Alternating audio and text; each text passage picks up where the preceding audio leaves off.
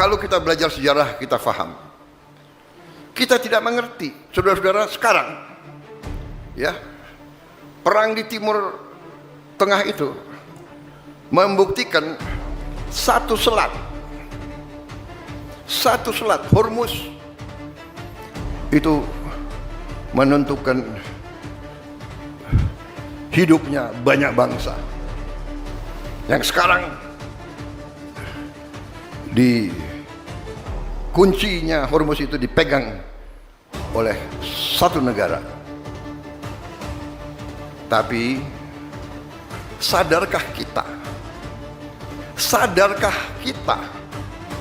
bahwa 70% kebutuhan energinya Asia Timur,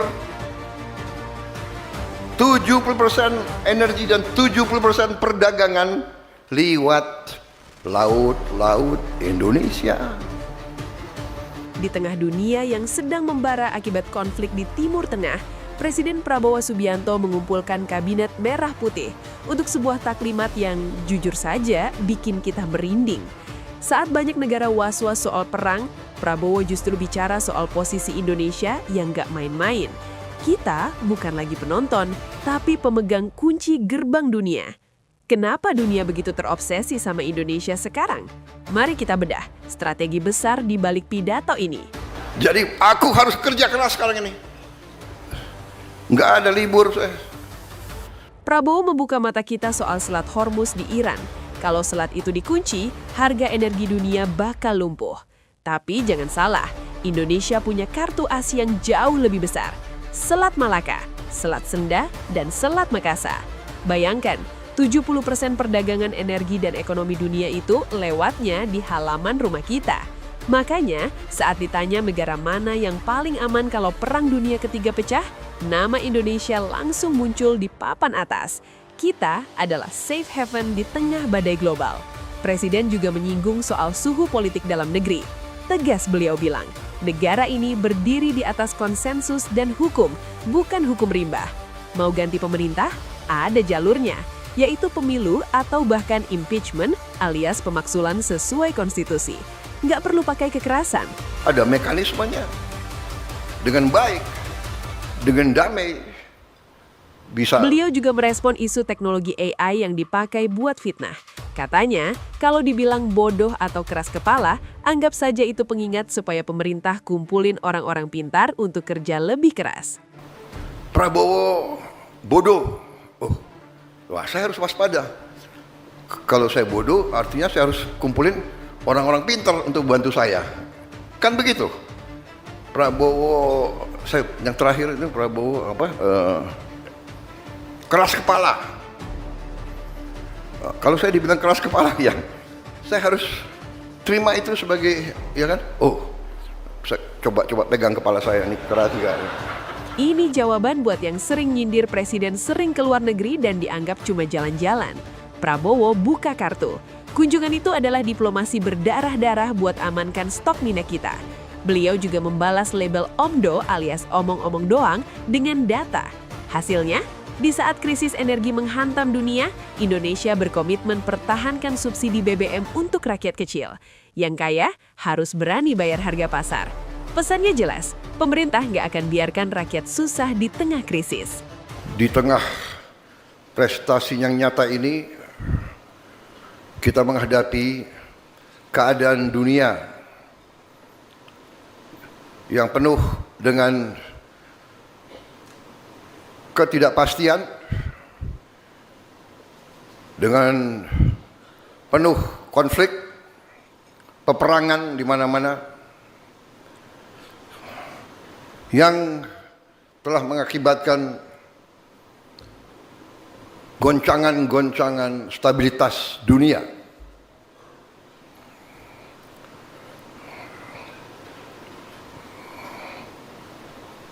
Alhamdulillah, pemerintah kita, di mana saudara-saudara adalah bagian dari pemerintah yang saya pimpin, sudah 1,5 tahun. Alhamdulillah, kita dapat mengendalikan arah perkembangan arah bernegara bangsa kita. Kita dapat navigasi melalui hal-hal yang berbahaya, tapi 1,5 tahun ini alhamdulillah kita telah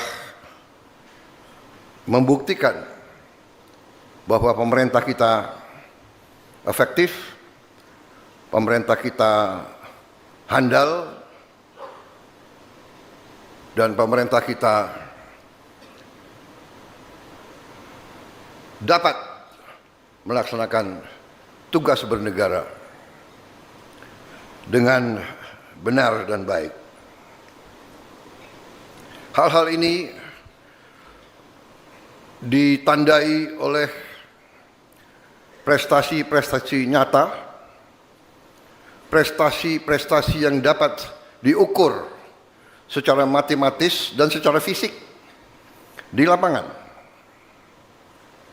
Saudara-saudara, dari sejak awal kita membentuk pemerintahan, bahkan sebelumnya, selama bertahun-tahun saya berkiprah sebagai pemimpin politik dan pemimpin dan pelaku ekonomi bertahun-tahun. Saya telah memimpin partai politik cukup lama, dari 2008. Sebelumnya pun saya terlibat dalam politik dari sejak 2004. Saya juga pelaku ekonomi sebagai seorang pengusaha, dan saya juga sebagai mantan prajurit, saya juga sebagai mantan panglima, saya juga sebagai mantan jenderal Tentara Nasional Indonesia. Dalam sekian tahun saya telah meyakini dan saya telah menyebarluaskan hal-hal pokok yang saya yakini adalah dasar keselamatan bangsa. Saudara-saudara sekalian, dan ini dibenarkan oleh PBB, oleh PBB, United Nations membenarkan ini dalam SDG yang mereka umumkan, Sustainable Development Goal, di mana berapa tahun yang lalu PBB sudah meramalkan bahwa krisis dunia, krisis yang akan melandai seluruh dunia adalah 3 hal, yaitu krisis pangan, krisis energi, dan krisis air. Food, energy, and water ini sudah dicanangkan oleh PBB, dan ini sudah saya perjuangkan di mana-mana bertahun-tahun, belasan tahun, dan saya buktikan bahwa saya, kalau tidak salah, apa sudah dibagikan atau belum kepada semua pejabat yang hadir di sini, buku-buku saya selama berapa dasawarsa ini. Ini sebagai bukti bahwa sekian puluh tahun pun saya sudah cantumkan hitam di atas putih, hitam di atas putih, bahwa masalah dasar bagi negara adalah 3 hal itu: pangan, energi, air. Alhamdulillah, negara kita masalah air tidak sebenarnya menjadi masalah. Masalahnya kadang-kadang kita kelebihan air. Kita ketawa kelebihan air. Ini karunia. 1 hari air turun di Bogor, 1 hari air turun di Bogor sama dengan 1 tahun air turun di Australia Barat. 1 hari air turun di Bogor sama dengan 1 tahun air turun di Australia Barat. Demikian berkah yang kita terima dari Yang Maha Kuasa. Ya, di bagian-bagian tertentu negara kita, Indonesia Timur, pulau-pulau tertentu masih ada kesulitan air. Tapi kita dapat mengatasi karena airnya ada. Tinggal mampu atau tidak kita mendapatkannya dan menjaganya. Karena kadang-kadang kita sendiri yang tidak dapat menjaga alam kita. Hutan kita babat. Hutan, pohon-pohon di gunung kita babat. Akhirnya air tidak dapat ditahan, terjadi kekeringan. Tapi hal-hal ini dapat kita atasi. Ada negara-negara yang kaya dengan minyak dan gas, tidak punya air. Apa yang saya ingin sampaikan, saudara-saudara? Hal-hal ini begitu penting. Hal-hal ini begitu mendasar. Dan hal-hal ini telah digarisbawahi oleh pendiri bangsa kita. Ya, dalam Undang-Undang Dasar 1945 jelas-jelas disampaikan ya, bahwa bumi dan air dan semua kekayaan yang terkandung itu harus dikuasai negara karena begitu menentukan kehidupan bangsa.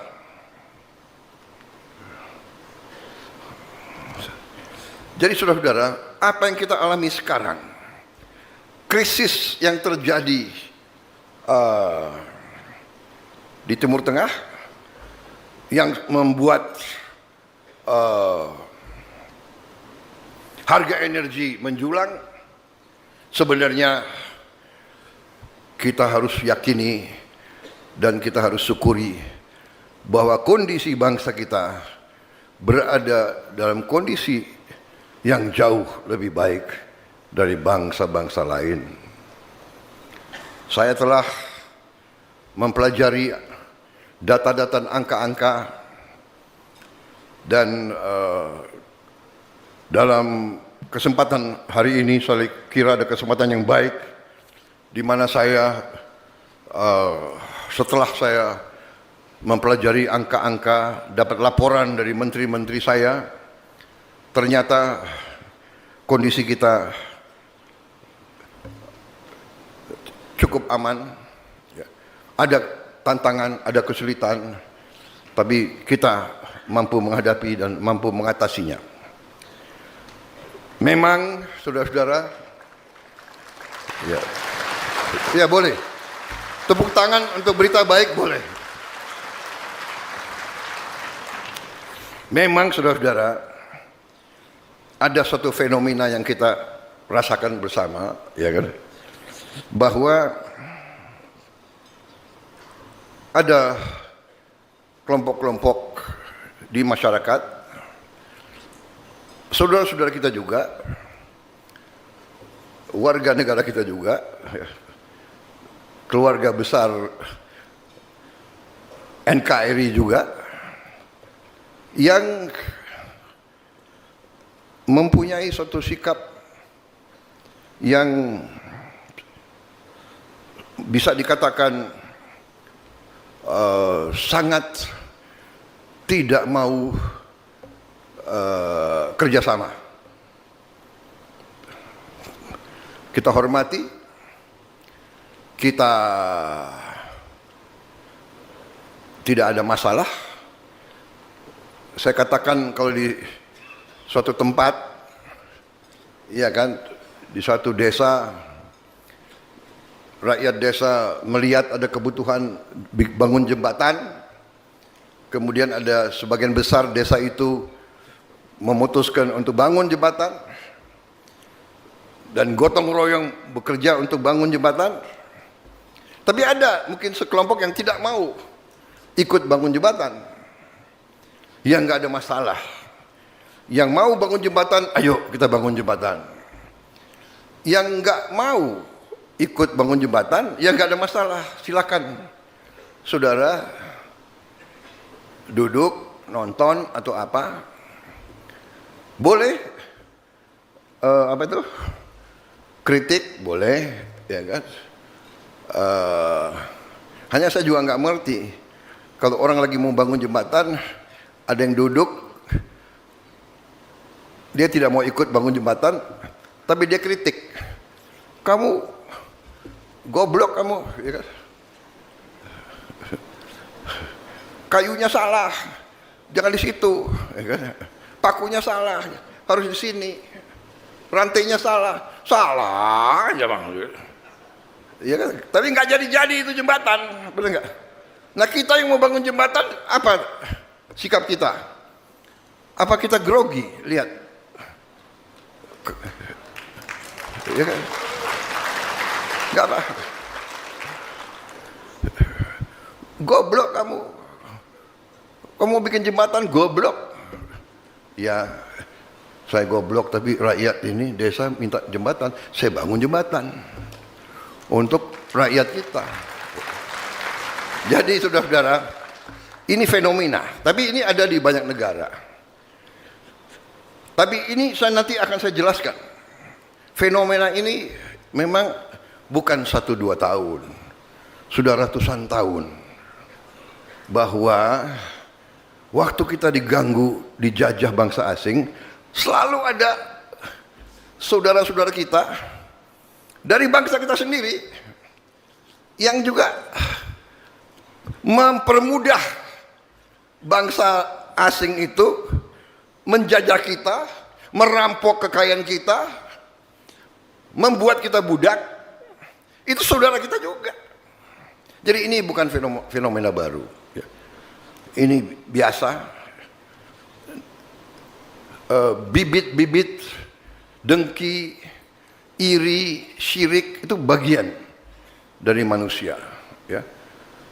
Kebencian, dendam, sakit hati, ini bagian, dan memang ada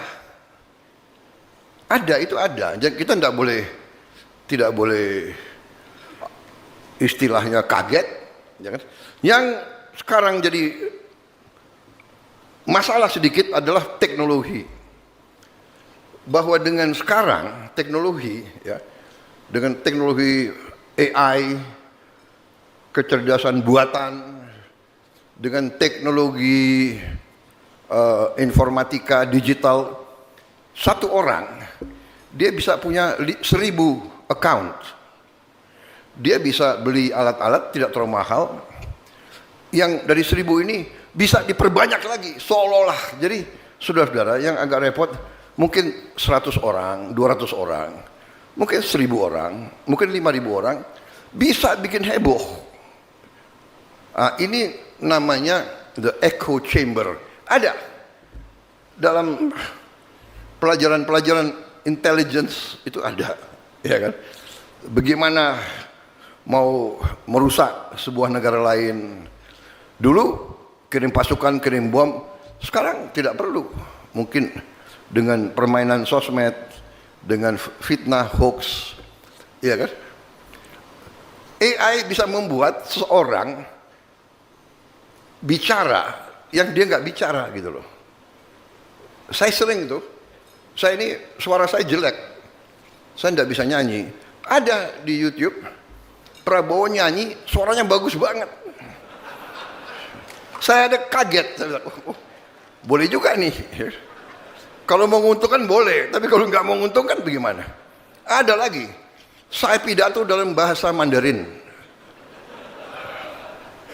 Iya kan? Ada lagi, saya pidato dalam bahasa Arab, luar biasa. Karena waktu itu kampanye, saya kira kalau di daerah-daerah tapal kuda ini mungkin menguntungkan. Jadi saya diam juga akhirnya. Kalau menguntungkan kita diam, ya kan? Enggak, ini saya mau sampaikan. Ini masalah bagi kita, ya. Kita waspada, ya, nanti kita terima koreksi-koreksi itu. Kalau kita difitnah, kalau kita dihujat, anggaplah itu sebagai apa? Sebagai peringatan supaya kita waspada. Iya kan? Prabowo bodoh. Oh, wah, saya harus waspada. Kalau saya bodoh, artinya saya harus kumpulin orang-orang pintar untuk bantu saya. Kan begitu. Prabowo, yang terakhir itu Prabowo apa? Keras kepala. Kalau saya dibilang keras kepala, ya, saya harus terima itu sebagai, ya kan? Oh, saya coba pegang kepala saya ini keras juga. Atau apa begitu ya? Oh, saya harus.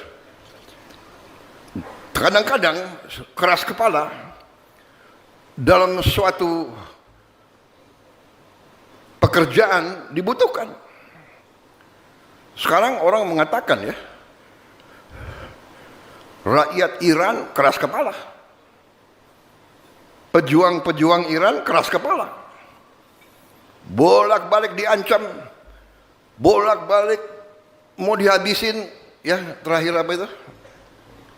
Tapi saya tidak ikut politik dalam negeri orang lain. Tapi bagi sebuah bangsa, kadang-kadang keras kepala butuh. Dulu, bapak-bapak pendiri bangsa kita keras kepala. Lebih baik mati daripada dijajah kembali. Keras kepala. Tidak mau kita dijajah kembali. Keras kepala. Pemimpin-pemimpin kita keras kepala. Ya. Merah putih, harga mati. Enggak ada itu urusan. Jadi saudara-saudara, kita sikapi dengan ketenangan, kita sikapi dengan kearifan. Ya. Tetapi prinsip-prinsip kita pegang teguh. Yaitu prinsip-prinsip bernegara. Harus kita pegang teguh. Tidak ada negara tanpa hukum. Tidak ada negara tanpa undang-undang dasar.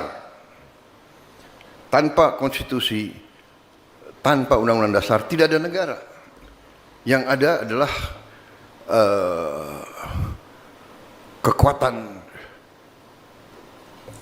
kekuatan rimba, hukum rimba, hukum senjata, dan rakyat kita tidak menghendaki itu.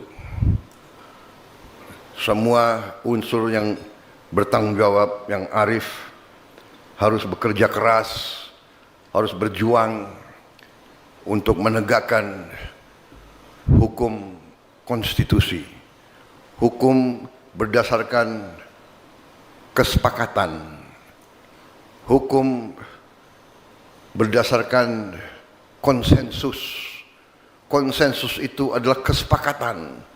Kesepakatan kita yang besar, kesepakatan kita yang cemerlang adalah 2 kali dalam sejarah. 1928 ya. Sumpah Pemuda, satu nusa, satu bangsa, satu bahasa. Konsensus besar. Kita tidak mau dipecah-pecah di kotak-kotak. Yong Yafa, Yong Ambon, kita satu bangsa, bangsa Indonesia. Ya. Satu nusa, satu bahasa, bahasa Indonesia. Konsensus besar. Kita tidak memilih bahasa mayoritas. Kalau prinsip demokrasi di mana-mana dikatakan rule of the majority. Bisa saja dulu bangsa Jawa atau suku Jawa yang paling banyak, oh saya mayoritas, kami ngotot, kami mau bahasa Jawa jadi bahasa kebangsaan. Pemimpin-pemimpin kita begitu arif. Bung Karno orang Jawa, tidak. pemimpin. Profesor Supomo, orang Jawa, tidak. Ya, tokoh-tokoh kita dulu begitu besar pemikirannya. Kita pilih bahasa sebuah suku yang sangat kecil di Sumatera, ya, dari Riau, daerah situlah, bahasa Melayu jadi bahasa kebangsaan. Dan rakyat mayoritas menerima. Kita sekarang punya bahasa persatuan. Dari Sabang sampai Merauke, di mana-mana berbahasa Indonesia. Dan bahasa Indonesia pun sekarang sudah diterima di PBB.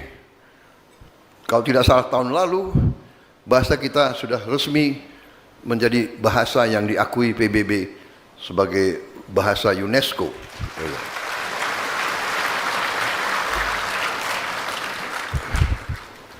Jadi saudara, konsensus kedua yang terhebat adalah 1945, di mana pendiri-pendiri bangsa kita merumuskan sebuah konstitusi, sebuah undang-undang dasar. Juga dibutuhkan jiwa besar mayoritas. Jadi waktu itu kita rumuskan sebuah negara dengan ideologi Pancasila. Kita membentuk negara republik yang tidak mengangkat agama resmi, agama mayoritas. Mengakui semua agama sebagai agama yang dihormati. Di situ kehebatan Pancasila. Jadi saudara-saudara, kondisi seperti ini kita selalu berpegang teguh kepada konsensus-konsensus besar. Kita telah memilih bernegara secara demokrasi. Demokrasi, kedaulatan di tangan rakyat. Tidak ada masalah. Kalau ada pemerintah yang dinilai tidak baik, ya gantilah pemerintah itu, ada mekanismenya. Dengan baik, dengan damai, bisa melalui pemilihan umum, tidak ada masalah. Bisa juga melalui impeachment, tidak ada masalah. Tapi impeachment ya melalui saluran. Ada salurannya. DPR, MK, MPR dilakukan, tidak masalah. Dalam sejarah kita telah terjadi beberapa pergantian. Bung Karno turun dengan damai, Pak Harto turun dengan damai, Gus Dur turun dengan damai, melalui proses, tidak melalui kekerasan. Jadi saudara-saudara, percayalah kepada sistem yang telah dibangun oleh pendiri-pendiri bangsa kita. Percayalah pada kekuatan kita sendiri. Percayalah kepada Indonesia. Itu yang ingin saya buka, sambil saya nanti akan menggarisbawahi sekali lagi bahwa tanpa, kadang-kadang kita tidak sadar, kita tidak sadar. Kita ini sebagai pemimpin pilihan, kita sendiri tidak sadar betapa besarnya bangsa Indonesia, betapa kayanya bangsa Indonesia, betapa kuatnya bangsa Indonesia. Kita tidak sadar. Kita terbawa oleh pemikiran kita yang jangka pendek. Kita terbawa oleh ambisi dan ego kita masing-masing. Saya ingin ini, saya ingin itu, saya ingin ini, saya, kami, kita, aku harus. Kita tidak sadar. Justru ratusan tahun ego, ambisi ini digunakan oleh kekuatan asing. Itu namanya Diveda et Impera. Ini bukan hal baru, ini ada di buku-buku sejarah ribuan tahun, saudara-saudara. Ribuan tahun. Sejarah Tiongkok, perang antara kerajaan-kerajaan ratusan tahun. Eropa, perang ratusan tahun. Timur Tengah, belajarlah sejarah, saudara-saudara sekalian. Kalau kita belajar sejarah, kita faham.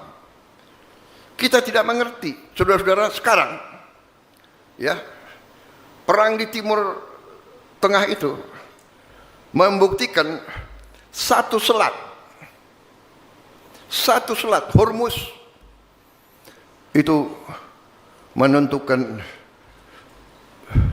hidupnya banyak bangsa, menentukan harga minyak. Satu selat 33 mile, berapa itu? 60 kilo.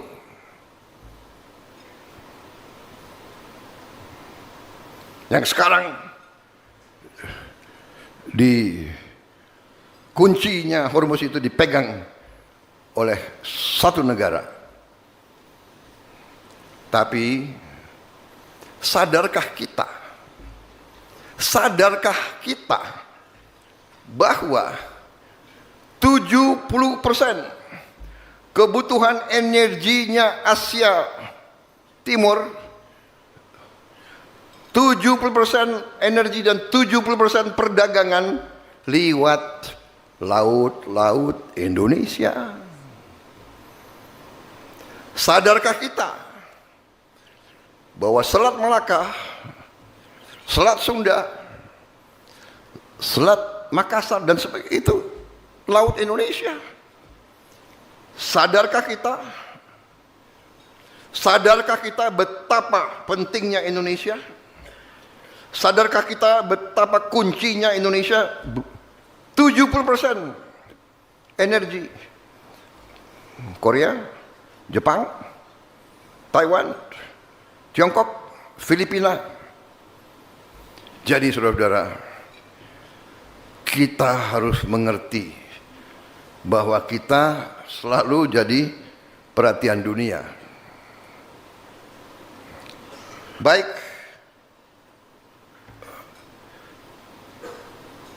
maksud dan tujuan saya pengarahan ini adalah karena pentingnya peran kita, makanya kita juga harus memimpin bangsa ini, mengendalikan bangsa ini dengan baik, dengan tepat, dan dengan handal. Saudara-saudara sekalian, beberapa hari yang lalu melalui rapat-rapat menghadapi kondisi global yang penuh krisis yang mengakibatkan suplai energi menjadi masalah. Ternyata kita setelah mengkaji, kita punya kekuatan ekonomi yang cukup kuat. Nanti saya minta beberapa menteri untuk memaparkan singkat, ya, untuk kita mengerti posisi kita dari semua KL, semua.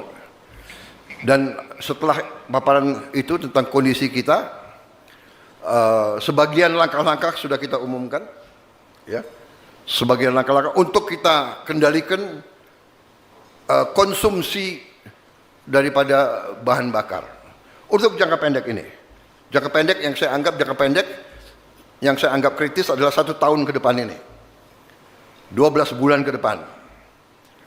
Sesudah 12 bulan kita akan menjadi sangat kuat. Nanti langkah-langkahnya kita jelaskan. Tapi intinya sekarang kita siap, kita kuat menghadapi 1 tahun ini. Setelah kita pelajari kondisi. Karena apa? Karena sumber-sumber minyak dan gas kita tidak terlalu banyak yang lewat Selat Hormuz. Kita bisa mencari alternatif lain selain kita punya kekuatan dalam negeri yang sangat kuat. Ya. Ada periode yang kita harus atasi bersama, tapi saya terima kasih tim saya, menteri-menteri ekonomi saya, handal, terima kasih. Mereka laporkan, Pak, tenang. Untuk BBM yang bersubsidi, kita akan pertahankan untuk rakyat kecil dan rakyat miskin. Kita akan pertahankan untuk 80% rakyat kita. Tapi pada saatnya, yang orang-orang kuat, orang-orang kaya, ya kalau mau pakai bensin yang mahal, ya dia harus bayar harga pasar. Lo udah kaya, minta subsidi lagi. Ya enggak lah. Yang kita bela rakyat miskin. Ya. Saya terima kasih. Dan ini hanya periode tertentu, dan ini juga benar, ini juga baik. Kita tidak boleh jadi bangsa yang terlalu santai. Mari kita koreksi diri kita, ya. Bangsa kita terlalu banyak diberikan oleh Yang Maha Kuasa, sehingga kita ini, ya kan, kumaha engke, ya kan, bukan engke kumaha engke, tenang aja, ya kan? Pak Bahlil bilang aman, jadi tenang. Aman tidak berarti kita tenang-tenang, santai-santai, tidak. Kita bekerja, kita waspada. Saudara-saudara, krisis ini bagi saya adalah sebuah peluang. Krisis, kesulitan, tantangan, hambatan, rintangan adalah peluang membuat kita harus bekerja lebih baik, harus bekerja lebih efisien, tidak boleh boros, tidak boleh ada kebocoran, tidak boleh ada korupsi. Sekarang kita harus menghimpun semua kekuatan kita. Saya telah minta Menteri Pendidikan Tinggi dan Sains dan Teknologi, saya telah minta profesor, kampus-kampus sekarang harus bekerja, dan mereka sudah bekerja. Kita punya teknologi sekarang, teknologi untuk membersihkan sampah buatan kita sendiri, tidak terlalu mahal. Tidak usah kita beli teknologi yang terlalu mahal dari luar. Dalam waktu 2-3 tahun, sampah seluruh Indonesia akan kita selesaikan. Tidak akan ada kota, tidak akan ada jalan, tidak akan ada bagian Indonesia yang bau oleh sampah. Kita akan selesaikan masalah sampah dari Sabang sampai Merauke, saudara-saudara.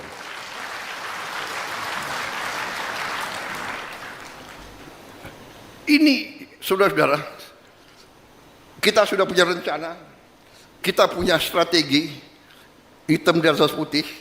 Tapi krisis dunia ini bagi saya adalah peluang. Ini mempercepat kita. Ini bikin kita fokus. Oh, berarti strategi kita sudah benar, tapi kita harus mempercepat. Kita harus mempercepat bahwa energi kita harus terbarukan. Energi kita harus dari Indonesia sendiri. Dan sekali lagi kita bersyukur kehadirat Allah Subhanahu wa taala. Saudara-saudara, saya punya data sumber-sumber baru 2-3 hari saya terima terus. Cadangan-cadangan kita sangat besar. Saudara-saudara sekalian. Bahkan batu bara kita pun banyak sekali. Dan kita bisa dari batu bara kita bisa menghasilkan solar, kita bisa menghasilkan bensin dari batu bara, dari singkong, dari jagung. Saudara-saudara, jadi 2 tahun lagi, saudara-saudara, 3 tahun lagi, ya you catat ya, catat. Ini kan ada rekaman. Apa Prabowo Subianto Om Dok, ada rekaman. Semua yang saya sampaikan itu ada tolak ukur matematik. Saya katakan bahwa saya merencanakan akan membangun 1000 desa nelayan. Tahun 2026 ini, Desember 2026, kita akan cek, saudara, nanti bisa nagih ke Prabowo. Berapa desa nelayan yang sudah selesai? Jadi, berdiri di sini, saudara-saudara, jangan anggap ini pekerjaan yang enak. Yang mau jadi presiden, selamat. Benar-benar sih. Aku udah terlanjur. Jadi aku harus kerja keras sekarang ini. Nggak ada libur saya. Dibilang Prabowo jalan-jalan ke luar negeri, seneng jalan-jalan ke luar negeri, ya kan? Saudara-saudara, untuk amankan minyak, ya gue harus kemana-mana. Kita ke Jepang kemarin ya. Kita ke Jepang, kita dapat. Ini saya berangkat lagi nih. Aku mau berangkat lagi nih ke sebuah negara. Nanti begitu aku berangkat, kau tahu kemana. Amankan juga. Tapi alhamdulillah sebelum saya berangkat, advance team tenang. Ya. Jadi saya ini confident. Nggak ada itu. Bagi saya Indonesia gelap, nggak ada. Ya. Indonesia cerah. Di saat banyak negara susah. Tidak, kalau ini nggak usah tepuk tangan. Karena saudara-saudara, Anda tahu, sekarang keluar itu, ada itu. Kalau terjadi perang dunia ketiga, negara mana yang aman? Indonesia termasuk papan atas loh. Sekarang kau ke Bali, kau lihat tuh, berapa orang Rusia di situ, berapa orang Ukraina di situ, ya. Rencana kita mau bikin apa itu? Special Financial Center. Kita lagi cari tempat. Kalau Pak Luhut sarankannya di Bali. Nggak tahu Pak Luhut senang banget Bali itu. Tapi kita semua senang Bali. Tapi saudara-saudara, gagasan ini ya, yang dibicarakan Pak Luhut ke saya bertahun-tahun ini, ternyata sekarang uang-uang yang di Timur Tengah dia mau kemana? Saudara-saudara, negara mana yang tidak perang sekarang? Kasih tahu. Ya, Indonesia salah satu yang paling diminati. Jadi saudara-saudara, intinya adalah kita sangat banyak potensi. Tapi ini juga yang saya katakan membuat kita sekarang harus lebih keras, bekerja lebih teliti. Karena itulah saya kumpulkan rapat kerja ini supaya nanti kita satu bahasa, satu rencana kerja. Ya, tidak boleh ada pemikiran sektoral. Tidak ada yang boleh satu departemen, satu kementerian, satu institusi memikirkan institusinya sendiri. Kita harus kerjasama. Makanya kita semua mengarah kepada seamless, suatu pemerintahan yang bekerja dengan cepat, dengan integralistik,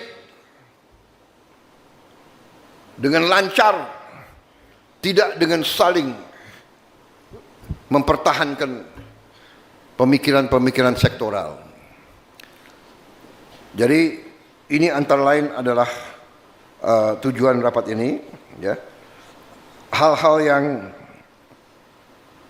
ingin sekarang saya sampaikan sebelum kita lebih rinci, ya, bahwa kita tadi saya katakan kita juga harus menyesuaikan ya pada saatnya dengan kondisi harga-harga BBM di dunia, tapi yang jelas kepentingan rakyat paling bawah akan kita jaga, ya. Kemudian langkah-langkah kita untuk amankan BBM yang kita sudah putuskan adalah Kabar baik buat penutup, Presiden gak lupa soal haji. Di tengah harga aftur dunia yang meroket, biaya haji 2026 justru dipangkas turun 2 juta rupiah. Plus pembangunan perkampungan haji seluas 45 hektar di Mekah dan terminal khusus haji terus dikebut. Ini adalah bukti efisiensi kerja cepat Kabinet Merah Putih. Dunia mungkin sedang gelap, tapi bagi Prabowo, Indonesia tetap cerah. Sebuah strategi besar telah digelar. Bukan sekedar janji, tapi perhitungan matematis. Gimana menurut kalian? Apakah Indonesia sudah siap jadi pemimpin di tengah krisis global? Tulis di kolom komentar. Saya Mimin Beterindo, sampaikan berita dari sudut pandang yang berbeda. Stay tune!